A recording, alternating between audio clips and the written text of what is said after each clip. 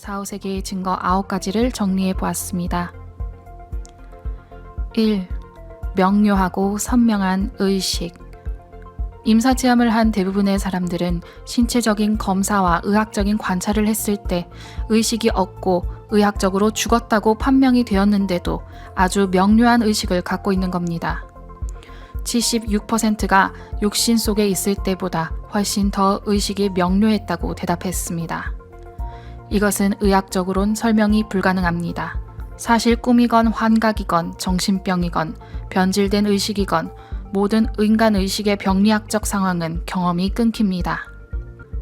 임사체험 경험은 끊기지 않거든요. 아주 논리적이고 아주 순차적으로 발생하며 건너뛰는 법이 없습니다.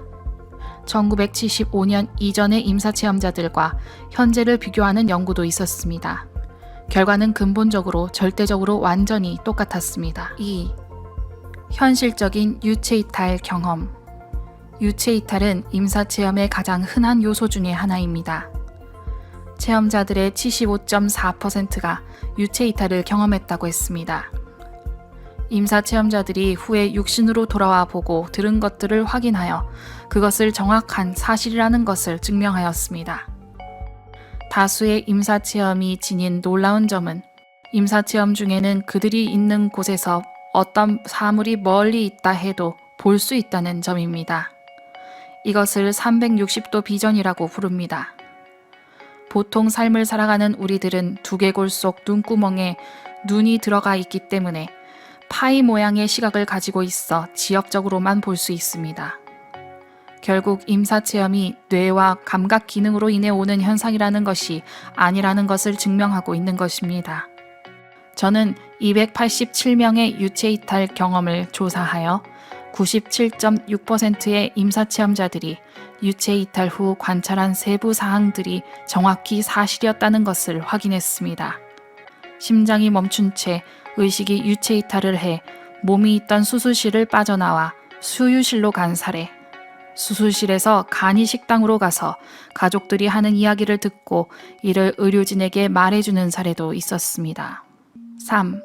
고양된 감각들. 이러한 감각들이 정상인들 뿐만 아니라 선천적 시각 장애인들에게도 나타난다는 것입니다. 저의 연구에 따르면 태어날 때부터 아무것도 본 적이 없는 선천적 시각 장애인들 역시 임사체험 시 처음으로 사물을 보게 되는 놀라운 경험들을 한 것으로 조사했습니다. 4. 전신 마취 중의 의식 활동. 임사체험은 전신 마취 시에도 일어납니다. 전신 마취 시에는 어떠한 의식적 경험도 없어야 하는 것이 의학적으로 맞기에 임사체험은 불가능합니다.